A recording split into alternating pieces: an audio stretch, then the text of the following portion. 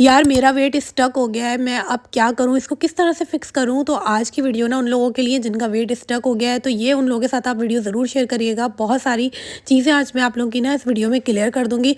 अच्छा, इसकी कुछ रीज़न्स होते हैं जिसकी वजह से हमारा वेट स्टक हो जाता है और कुछ गलतियाँ होती हैं, इनको बहुत ईज़िली हम एडजस्ट कर सकते हैं। जैसे सबसे पहली चीज़ होती है हमारा मेटाबॉलिज़्म एडॉप्शन। जब हम वेट लूज़ कर रहे होते हैं ना, तो हमारी मेटाबॉलिज़्म, हमारी बॉडी जो है ना उस चीज़ को एडॉप्ट कर लेती है और वो हमारा जो फैट है ना, इसको स्टोर करके रखती है, क्योंकि हमें उस बॉडी को लगता है कि हमें लेटर ना उस एनर्जी की ज़रूरत होगी, इसलिए वो फैट जो है ना बर्न नहीं कर रही होती है और उस टाइम पे हमारा वेट स्टक हो जाता है। बट ये खाली फैक्टर नहीं है, दूसरा फैक्टर वाटर रिटेंशन भी हो सकता है। यानी कि आपकी स्लीप साइकिल अगर डिस्टर्ब है, आप बहुत ज़्यादा सॉल्टी फूड खाते हैं, तो इसकी वजह से भी आपका ना वाटर रिटेन हो जाता है आपकी बॉडी के अंदर और आपका वेट स्टक हो जाता है, जो वाटर वेट ही होता है एक्चुअली में, जो कि हमें स्केल पे शो नहीं हो रहा होता। इनकंसिस्टेंट डेफिसिट मतलब अगर आपने अपना कैलोरी डेफिसिट सही से काउंट नहीं किया है ना, तो ये भी एक रीज़न है कि आपका वेट स्टक हो जाता है। तो हमें लगता है हम कैलोरी तो सही ले रहे हैं, लेकिन जो हिडन कैलोरीज होती है ना, जैसे आपने कोई स्नैक ले लिया या छोटी छोटी चीज़ें आपने अपनी डाइट में एक्स्ट्रा इंक्लूड की हुई है जिसको आप काउंट ही नहीं कर रहे हैं, तो इस वजह से भी आपका वेट जो है वो स्टक हो जाता है। लो इंटेंसिटी रूटीन एक और रीज़न ये भी है कि अगर हम बहुत ज़्यादा, हमारा एक्टिविटी लेवल लो है, हम कोई वर्कआउट नहीं करते, हम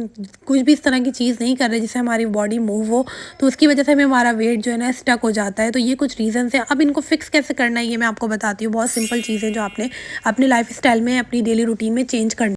इसको फिक्स करने के लिए ना सबसे पहले तो आप ये करें कि आप अपनी कैलोरी की ना थोड़ी सी एडजस्टमेंट कर लें। आप 100 टू 150 कैलोरीज ना डेली की कम लेना शुरू कर दें। इससे भी आपको थोड़े से ना फ़र्क ज़रूर महसूस होगा। इसके अलावा जो है आप अपनी एक्टिविटी लेवल को इंक्रीज़ कर दें, यानी कि 10 टू 15 मिनट्स की आप वॉक स्टार्ट कर दें।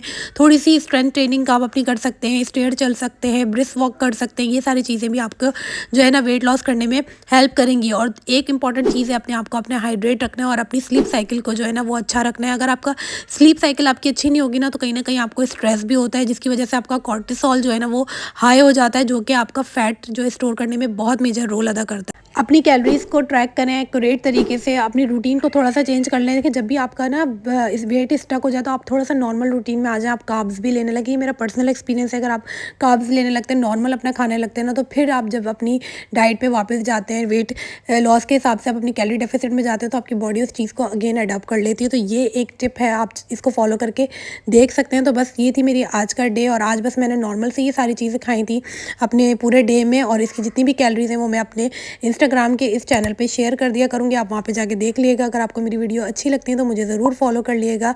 फिर मिलते हैं कल। अल्लाह हाफ़िज़।